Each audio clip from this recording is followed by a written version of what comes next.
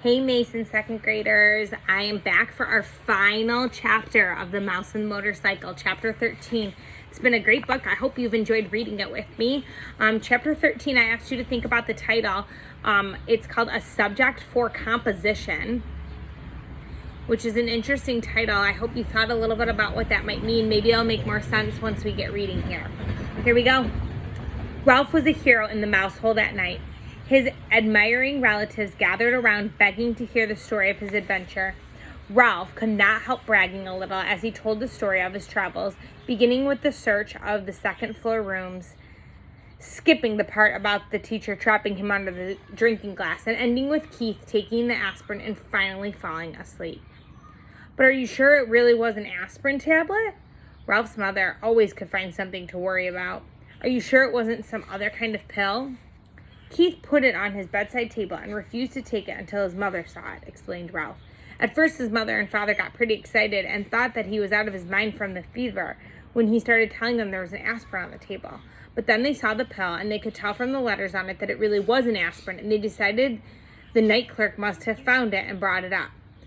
They thought the windows rattled so much they did not hear the knock. "Oh, Ralph, I'm so proud of you," said his mother.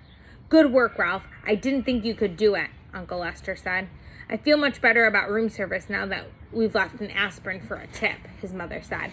"I feel like we have done the right thing." "Our Ralph is all grown up." "Yes, he is growing up," agreed his mother. "It's hard to believe. It seems like only yesterday he was a tiny pink mouse without any hair." Naturally, this embarrassed Ralph, but now his mother was finally admitting that he was growing up. "Now can I go down to the first floor by myself?" he asked. "We'll see," said his mother. "Nonsense. Of course he can go," Uncle Lester said. "Ralph has shown that he can be a very responsible mouse." "I guess you're right," agreed Ralph's mother. "Oh, boy," exclaimed Ralph. "Tell us again how you climbed up the vine and the owl nearly got you," begged his cousin. "No, tell us again how the ambulance got stuck in the crack," said another. "No, tell us the part about how you got the dog to bark," pleaded a third. The only flaw in the evening for Ralph was the fact that he did not find the motorcycle on his travels through the hotel. Keith slept soundly until the next morning, although he still had a temperature. Ralph was pleased to see that he was feeling a little better. "Do you hurt any place?" Mrs. Gridley asked anxiously after she had given her son an aspirin brought by the milkman. "Is your throat sore? Does your stomach ache?" Keith shook his head. "I just feel sort of tired." "He's going to be all right. He must have picked up a bug somewhere. A day in bed with plenty of fluids and he'll be back on his feet again." Mr. Gridley nodded. "Do you feel like eating any breakfast?" he asked Keith. "We can order something for you from room service." Keith brightened. "Can I really have something sent up from room service?" he asked, and when his father assured him he could, he slumped back into his pillow. "But I'm not hungry." "Some orange juice would be good for you," suggested his mother. "All right," agreed Keith. "And bacon and toast and jelly." "Your appetite seems to have come back in a hurry," replied Mr. Gridley as he picked up the telephone. As soon as the adults had gone, Ralph popped into the room. "Hi," said Keith. "Thanks a lot for the aspirin. It really helped." "That's all right," answered Ralph modestly. "Where did you find it?" Keith was curious. "Under a dresser down on the first floor." "The first floor?" Keith couldn't believe it. "How'd you manage to get up here?" Once more, Ralph told the story of his night's adventure. "Golly," Keith was amazed at Ralph's story. "You know what? You're a pretty smart mouse, and a brave one, too." "Oh, it was nothing," Ralph said in an offhand manner. "Nothing? It was plenty. You risked your life." The boy's admiration and gratitude made Ralph feel even prouder of what he had done. "I parked your ambulance out in the hall," he said. "Your folks will probably see it and bring it in when they come back."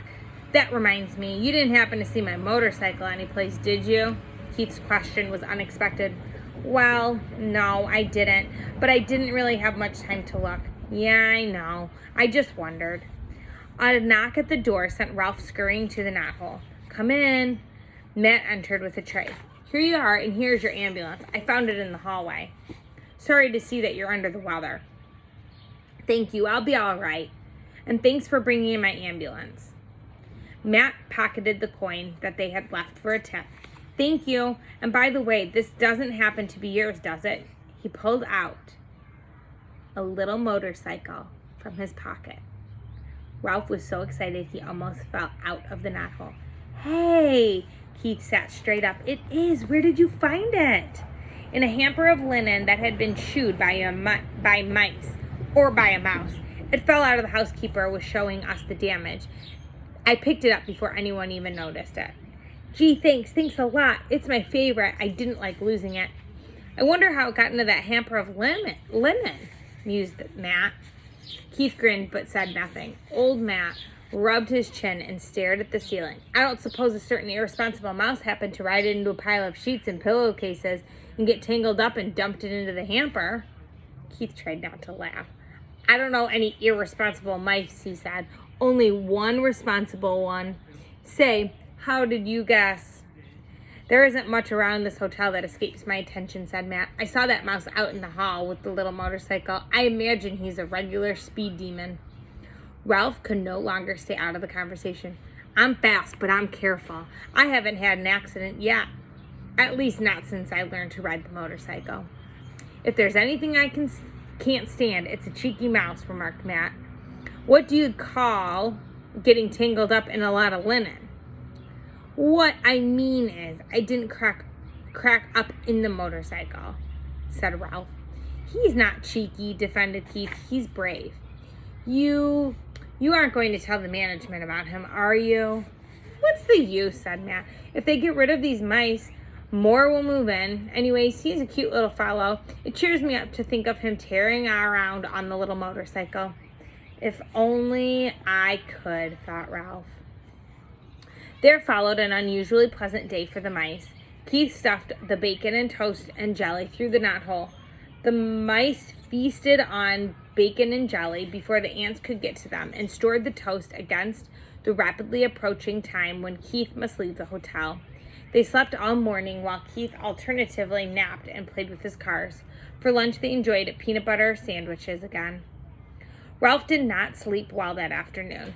He found himself thinking of the tantalizing glimpse he had of the ground floor and of all the opportunities it offers to mice. Crumbs in the dining room, leftovers in the kitchen, scraps in the garbage. He lay daydreaming on a pile of shredded Kleenex. He could see himself on the first floor, pilfering crumbs in the dining room at night after the guests went to bed. If only he could make the trip on the motorcycle. The thought of the motorcycle put an end to Ralph's daydream and made sleep impossible. After tossing about on his bed of Kleenex, he got up and poked his head to the knothole. Keith was awake, laying back in his pillows with his cars beside him. He smiled at Ralph. How you feeling? Asked Ralph. Sort of tired, answered Keith. Where are your folks? They went out for a little while. They'll be back, I suppose, to take a nap. Are you going to? Asked Ralph. I'd rather talk to you. Keith leaned over and set the motorcycle on the floor. Want to ride it? Do I want to ride it? Ralph could scarcely believe he had heard correctly. You mean you'll let me? After the way I lost it for you? You proved that you could be responsible when you brought me the aspirin. You're more grown up. Thanks, said Ralph. I guess mice grow up faster than boys. Keith sounded as though he longed to grow as rapidly as a mouse.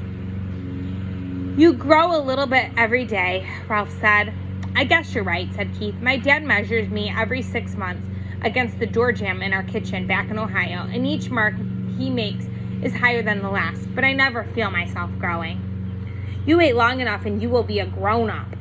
Ralph felt as if he had said something very wise as he slipped the rubber band on his crash helmet around his whiskers.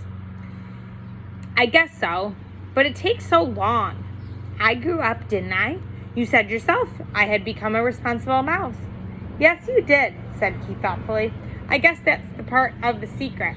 Just getting bigger isn't enough. You have to learn things, like not taking off down a steep hill on a bicycle when you aren't used to handbrakes. You know, stuff like that. Ralph walked with a slight swagger to the motorcycle. He remembered to pick up his tail before he started. He took off across the carpet and circled the room, covering the rough parts under the dresser and chair. She has good balance on a rough road. She's a mighty fine machine. Say, Ralph, said Keith, suddenly sitting up, how would you like to come with me when we leave this hotel? Come with you? Ralph was stunned. He expected to live and die in the Mountain View Inn, and now he was being offered an opportunity to travel like he had dreamed? Yes, come with me to San Francisco and then back to Ohio. Ralph's first thought was of the motorcycle. If he went with Keith, he would not have to be separated from it. Keith must have sensed Ralph's thoughts because he said, you could ride the motorcycle every day. Ralph was silent. He had begun to think of other things, his family, permission he had earned to go on the ground floor, Keith's family, and how they might feel about a mouse. Come on, Ralph, said Keith. You could travel in my pocket. Your mother doesn't care for mice, Ralph pointed out. Not running around loose, but she let me keep a couple of white mice once. I still have their cage at home. You would be very comfortable in it. Comfortable in a cage? Ralph was horrified. No, thank you. Aw, come on. Would you like to be shut up in a cage? Demanded Ralph. Well, no, but neither would I, especially now that I can finally go to the ground floor. In his disappointment, Keith slumped back on his pillows once more. I guess I knew you really wouldn't want to come, he said. I understand. I sure will hate to see the motorcycle leave, said Ralph. And you too, of course. The boy and the mouse were silent. Both were thinking of their wishes and their regrets that their wishes had not come true. Keith rolled over. Would you like to keep the motorcycle? He asked. Keep it? Me? Sure, said Keith. I can save up my allowance and buy another one when we get back to Ohio. You really mean it? Keep it for my very own? Of course. How come? Ralph wanted to know. I just like to think of you riding it, said Keith.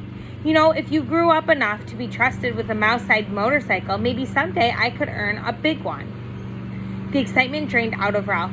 I can't. I don't have any place to keep it. It's too big to go through the knothole, and I couldn't hide it behind the curtain forever because I've heard that after Labor Day, when there aren't so many tourists, they take the curtains down to be cleaned. That is a problem, agreed Keith. There must be some place in a big hotel like this where you could keep the motorcycle. Keith sat on the motorcycle, thinking as hard as he could. In the closet, under the bed. Eventually, it would be found. How about downstairs, suggested Keith. I could carry it down for you before we leave. There must be a good hiding place down there somewhere. There's that big old clock that my ancestor ran up. Nobody ever cleans under it, but frankly, I don't care to have it striking over my head. How about that big television set in the lobby? He asked. The noise shouldn't bother you because you would only go under it at night when everyone's asleep. Yes! Ralph was excited. That's a perfect garage. I saw it when I got the aspirin. The legs are just high enough for the motorcycle, but not quite high enough for a vacuum cleaner attachment. Then it's settled, said Keith. But you first must ask your mother. Ralph dismounted and ran to the knothole. He was gone several minutes. She says I can keep... And he was gone several minutes before he returned. She says I can keep the motorcycle if I promise to drive carefully and wear my crash helmet every single time I use it. Swell, said Ralph. When we check out, I'll hide it for you while my folks are busy paying the bill. I can't thank you enough. I never thought I would have a motorcycle of my very own. Keith lay back on his pillow and smiled at the mouse. It will be fun thinking of you riding around in that big old lobby when I'm back in Ohio this winter going to school. And when the teacher asks us to write a composition, remember that word from the title of the chapter, a subject for a composition, about our summer vacation, I can write about meeting a brave mouse named Ralph who rode a little motorcycle. So a composition is what? I'll tell you, if you still don't know, go ahead and look it up. I'll tell you, the aspirin expert, I'll have to call it a pill because I can't spell aspirin. Of course, the teacher won't believe it, but she'll probably say how I showed imagination. Ralph felt proud to think that he was going to be written about in a composition in far-off Ohio. Boom! He grabbed his tail, gunned the motor, and took off, heading for the part of the carpet that made a good speedway. Round and round he sped, faster and faster, until his whiskers blew back and he was filled with the joy of speed. He longed to wave to Keith, but he realized a good driver must keep both paws on the hand grips. He glanced up and noticed that Keith's eyes were closed. The boy had fallen asleep with a big smile on his face. Ralph dragged his heels to brake the motorcycle. Quietly, he parked it beside the bed, and quietly he removed the crash helmet and hid it behind the curtain. He did not want to disturb the sleeping boy. Ralph could wait to ride the motorcycle. It was his to keep.